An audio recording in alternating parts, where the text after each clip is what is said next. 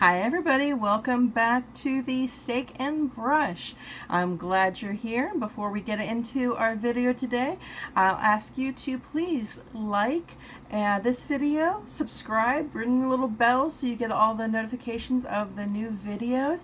And if you have friends who are into makeup, please go ahead and share this with them too. We'd love to have them here. Also Instagram. We are now on Instagram at steak_and_brush. So check me out there. You get to see some maybe some spoilers of things that are going to be happening. Just random things that I'll be posting there. So today I'm going to be talking about setting sprays, fixing sprays. Do they work? I guess the first thing we should get into is what's the difference between a setting spray and a fixing spray. I think I may have touched on this earlier on a previous video, but this is something new that I probably should have known, but I'm just learning too. There's a difference between setting sprays and fixing sprays. Setting sprays are more for settling down your makeup to kind of, if you imagine bringing it all into one layer. It makes it look less powdery. It will make it just kind of look a little more natural in your face as opposed to several different layers. Those usually have ingredients that can be more hydrating in it, whereas fixing sprays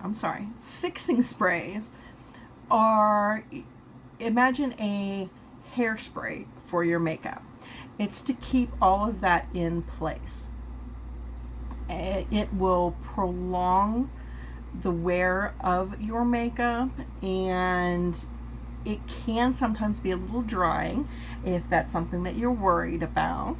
But their ingredients will always have alcohol near the top of the list. Like this one, the second is denatured alcohol. There's also several other types of alcohol in here, and there are some hydrating alcohols that can be in setting sprays, but like a denatured alcohol is definitely a drying one, and those will be at the top of your list. So the question is, do fixing sprays work? I had my sister-in-law ask me that this weekend. I asked her if she had a good fixing spray. She said, well, do they actually work? In my experience, I have always I've put them on, and once I started using them, my makeup seemed to last longer. Well, what I'm going to do today is actually put that to the test and see, does it actually work? I've got my full face of makeup on, and what I'm going to do is I am just going to spray it on one side. I'm going to separate my face with the fan so that I know it only gets on one side. And then at the end of the night, I'm going to compare it and show you and see, is there any difference? Am I just wasting my money doing this, or is there a good reason that I'm buying this? The one I'm using is the one I have been using a lot lately. It's the Revolution Pro Fix. Like I said, it does have alcohol. Denatured alcohol is the second ingredient, so it's definitely a fixing spray. And I mean, this one, it's actually a great value. It's about $9 at Ulta, I believe I got it at. So let's go ahead and let's try this out. It's about as even as I can get it here.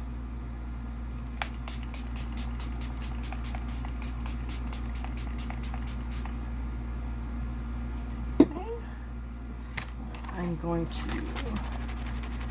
go ahead and dry that down. Make sure nothing snuck through onto the other side. Okay. So we've got fix spray, no fix spray. I have no primer on today. It's a very rare thing for me. I only set my face with powder in just a few little areas here that I was having problems with heat. But we're gonna go with that, and then I will come back at the end of the night to show you what the results are and find out, have I been wasting my money, or is this really helping me? I'll see you then. I am back after several hours of wearing my makeup, and with the exception of my lipstick, which I did touch up, but setting spray or fixing spray, none of it actually really helps lipstick because you shouldn't be spraying it in your mouth. But besides that, I haven't touched up anything. Remember, this is the side that I sprayed, this is the side that I did not spray. Now, I realized when I was checking my face right before this that a lot of this is going to be hard to see on camera. So we're just going to kind of go through the differences, and I apologize if you can't see the differences I see when I look in my mirror. They aren't overly dramatic, especially since this has probably not been the longest wear test. It's getting really late, as you can tell. My background here, it's well after midnight, so I just need to take my makeup off and get some sleep. But looking at it, the first thing you can notice is my eye makeup, my mascara has smudged down here where it has not on this side. Now, some people will not spray setting spray or fixing spray over mascara. I did today because I'd filmed another video where I did put the mascara on, and I wanted to wait to film this afterwards.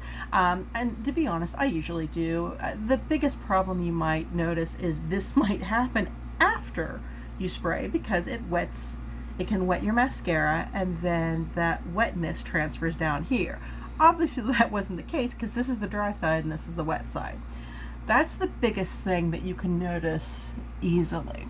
The eyes, I had a little bit of a halo look going on. This side definitely held up better than this side.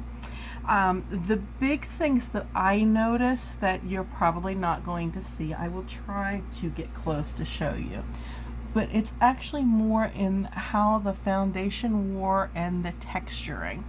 This side, it's kind of not cracking, but it is giving more of that effect where I can see a lot more texture that really wasn't there, where it's the foundation starting to separate, that I don't have over here.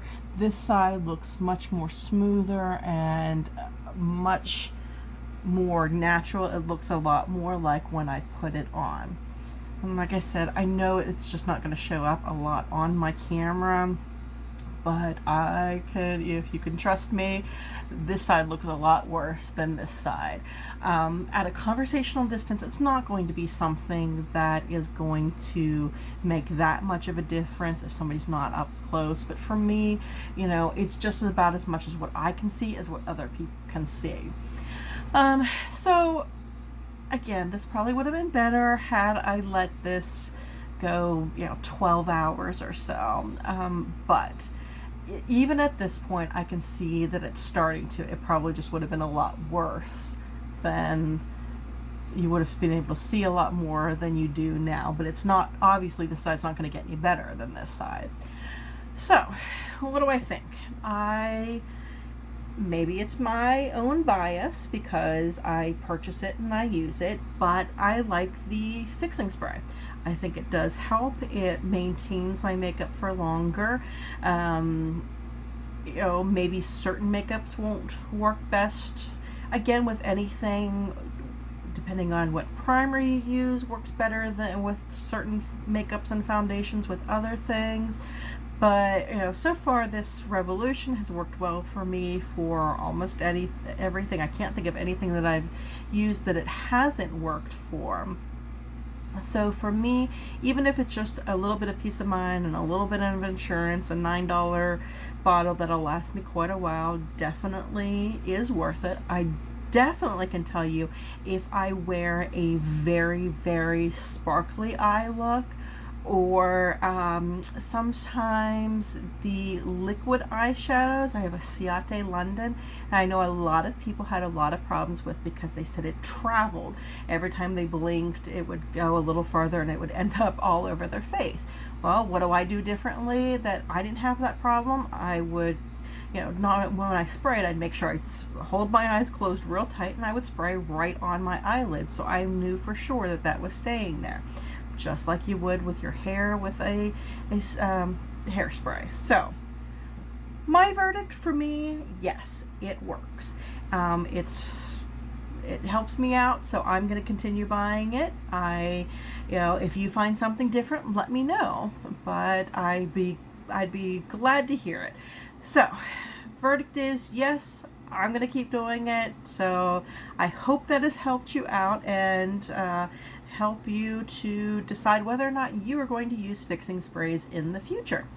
All right, well, I hope you've had a good evening. I've had a great evening here on the Steak and Brush, and I will see you next time. Bye-bye.